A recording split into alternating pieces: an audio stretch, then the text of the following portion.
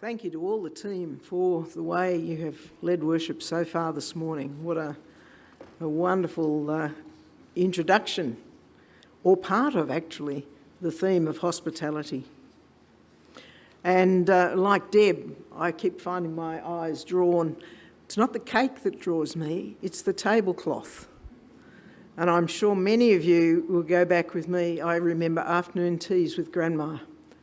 The card table would come out and the embroidered cloth would go on the card table, and out would come, yes, cakes and scones and goodness knows what else, lots and lots of food, and the best teacups and saucers and the teapot, and we would have afternoon tea together. So it's a lovely reminder of many memories of hospitality. Hospitality was ingrained in the culture of the Middle East. Getting back to our reading this morning, from ancient times. Let's face it, there weren't so many Hiltons or Ridges or those posh hotels that we have these days around then. But the idea of hospitality was not just one culture group, but many cultures and religions. I read a book a while ago that was given to me entitled 3 Cups of Tea. The author, Greg Mortensen, was one of a party back in 1993 who tried to climb K2 in Pakistan. It's the second highest mountain in the world. On the way down, he got lost. And somewhere in the mountains in Pakistan, he stumbled into this village. The village chief found him, very much the worse for wear. He was probably lucky to still be alive. And they took him in. The chief and his people offered Greg more than 3 cups of tea. They offered him refuge, and they nursed him back to health and enabled him to get back after several months to his home and his family. But this chief told Greg, you know, we have 3 cups of tea. With the first cup of tea, you're a stranger. With the second, you become a friend. And with the third, you become family. Greg was so moved by their kindness that he wanted to help them in some way and did actually spend a lot of time fundraising and went back to Pakistan a number of times building schools in the area, with a particular emphasis on education for girls, which was pretty radical at the time. Across the Middle Eastern culture, tea is very much the drink of preference. And we experienced a little bit of this tea culture when we spent a few days in Dubai with our son Alan, again, a few years ago. He's moved on since then. And he served us tea when we went out for dinner one evening. And we enjoyed that custom very much. And him serving tea, well, he's actually very hospitable. He's a good cook. But that was in the middle of inhospitable country. Now, I don't think that where Abraham was quite this inhospitable. But I was very grateful the day we went out into the desert to be travelling in an air-conditioned 4-wheel drive and not having to ride. Well, we did actually have a camel ride, but it was only about 2 minutes, which was quite enough. But we weren't travelling on camels. And having that very, very fine sand infiltrate all our clothing and get in our shoes and all of that sort of thing. So I think Abraham's country, given he was grazing sheep and cattle and goodness knows what else, was much better than this bare desert. That sand is just so fine. And I do remember that day was pretty hot. I think it was something like 40 odd. Probably 40 plus out there in the desert.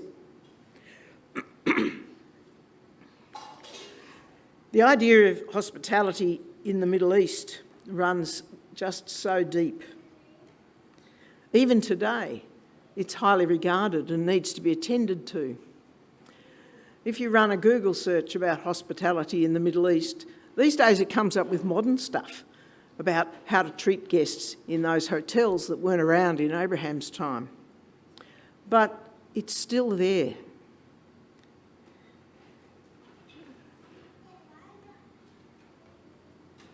I found an article by he's an Old Testament theologian in Canada. His name is Waldemar Jansen. He was born in Ukraine during Stalin's time. At the age of 3, his father was taken off to a Soviet concentration camp. His father was a Mennonite minister.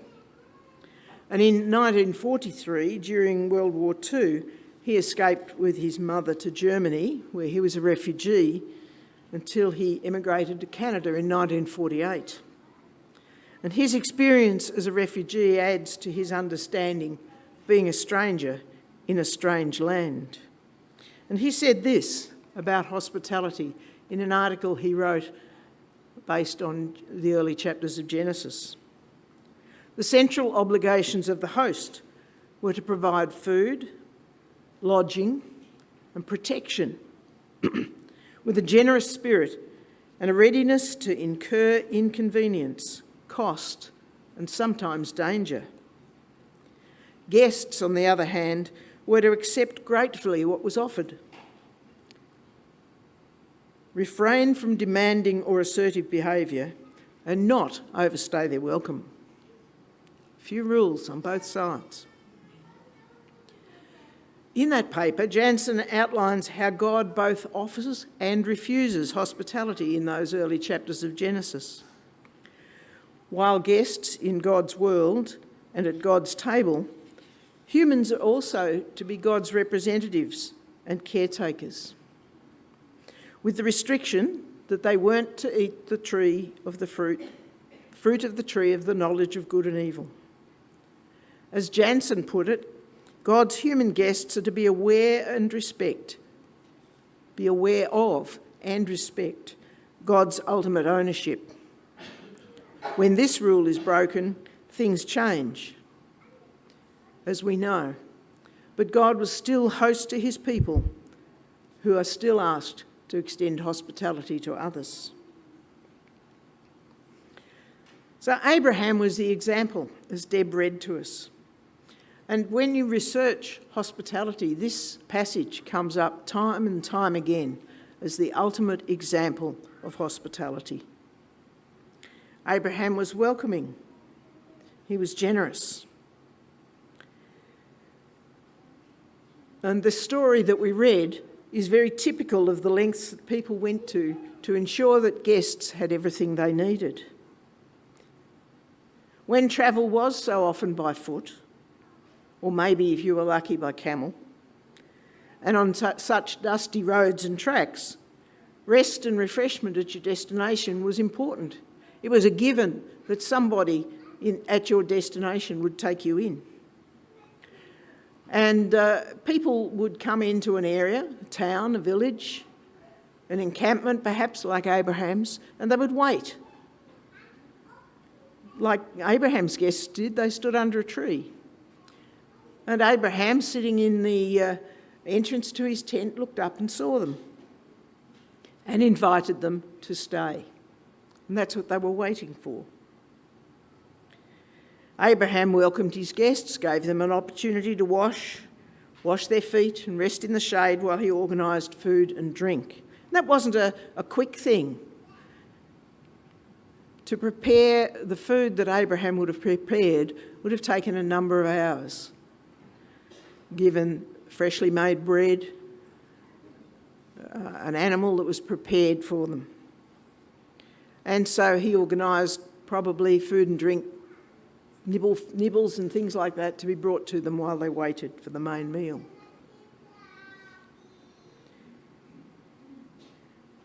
We're told that Abraham later recognised that these strangers who seemingly just turned up were the Lord and 2 angels, and they'd come with purpose to give Abraham the promise of a son. The writer of Hebrews reminds us not to forget to entertain strangers. For by so doing, some people have entertained angels without knowing it. And that refers back to this particular passage in Genesis. Abraham could have called on one of his many servants to entertain these guests. And yet Abraham generously gave them the best he had. And as it turned out, he had entertained the Lord and 2 angels. There's another passage in the group of readings for today, and that is in the New Testament. And again, it's a very, very familiar story. And it's the story of Mary and Martha. And I didn't print it out, so pardon my back. Stand right and best see the screen and read and talking to the microphone. Sorry, Mark. The Lord and his disciples were travelling along and came to a village.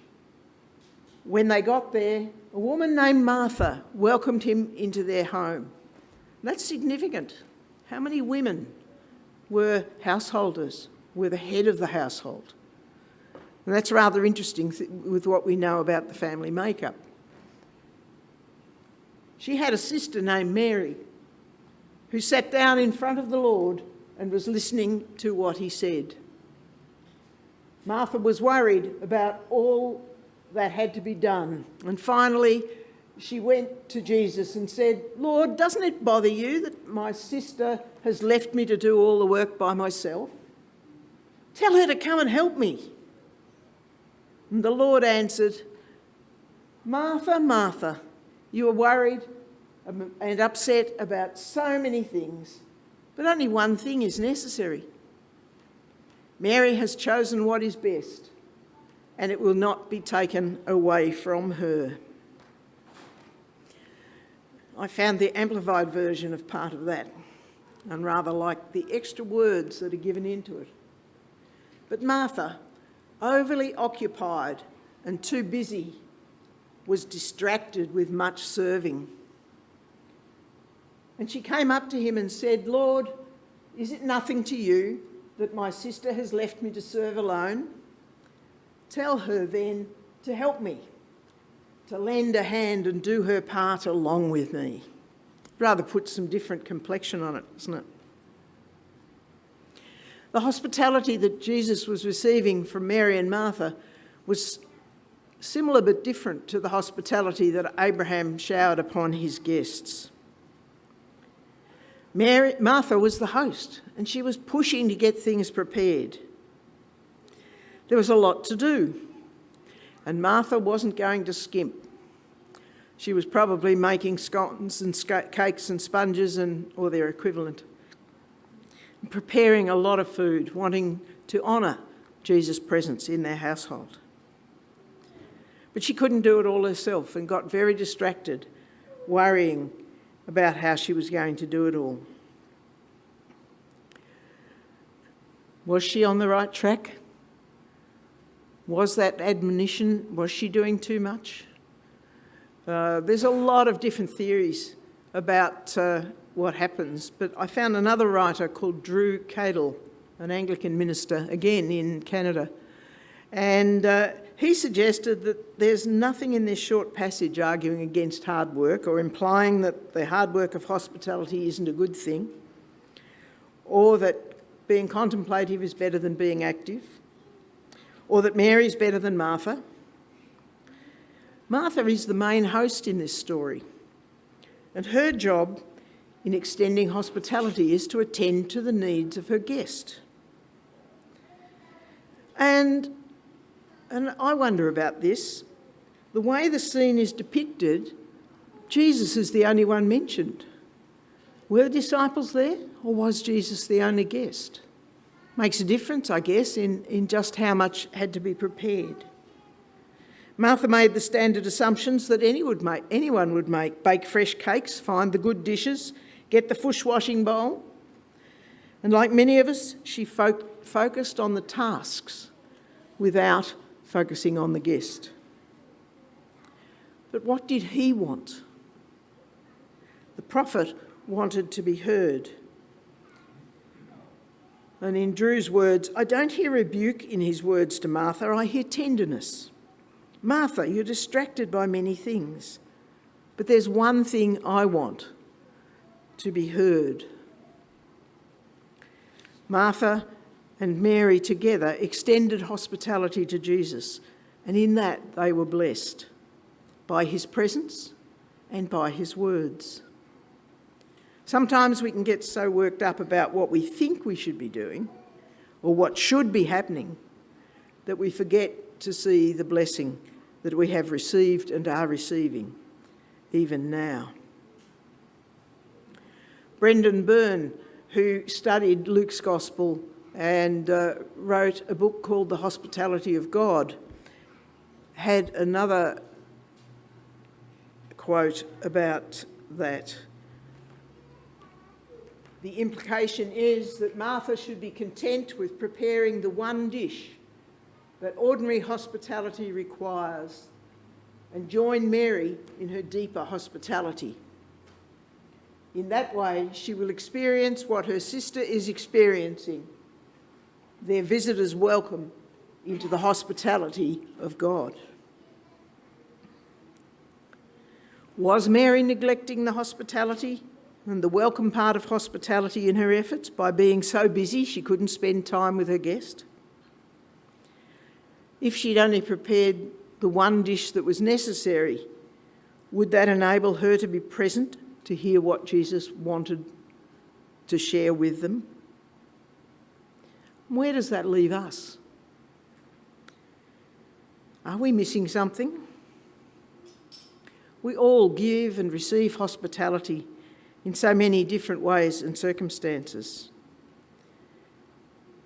and at different times with various people.